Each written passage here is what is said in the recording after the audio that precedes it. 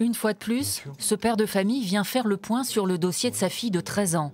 Cela fait 2 ans qu'il attend une place et la réponse du directeur est toujours la même.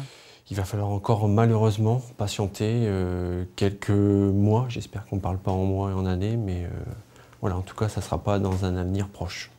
En attendant, sa fille est accueillie dans un établissement inadapté à son handicap, car ici, la liste d'attente est de 50 enfants.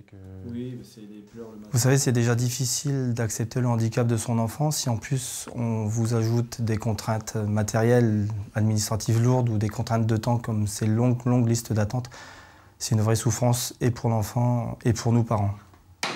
Paolo, lui, a la chance d'avoir une place dans cet institut médico-professionnel. À 18 ans, il apprend la menuiserie avec un éducateur spécialisé. Mais avant, pour attendre cette place, il était en milieu ordinaire, au collège, et ça n'était pas facile. Ceux qui ont du mal à lire, à marcher, tout ça, c'est mieux de venir ici. Et puis dans les écoles normales, on se moque de ceux qui sont handicapés, tout ça.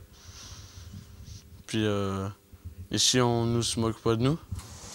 97 enfants de 3 à 20 ans sont pris en charge en préapprentissage pour les plus grands. Au-delà de 20 ans, les jeunes, comme Étienne, devraient quitter l'IMP, mais les centres d'accueil pour adultes sont eux aussi saturés, alors aucune place ne se libère ici. Ça nous rajoute une certaine pression, puisqu'on sait qu'Étienne a 20 ans et que de toute façon, il y a une autre solution à trouver que l'IMPRO. Plus aucun sureffectif n'est possible dans ces établissements. Les budgets se resserrent et il n'est pas question d'agrandir les IMP. Alors un collectif Place en danger se mobilise. Il a déjà recueilli 1500 signatures. L'État, pour nous, ne prend pas sa responsabilité. Alors c'est vrai que c'est financier, ça coûte cher, mais l'éducation de notre enfant est une priorité.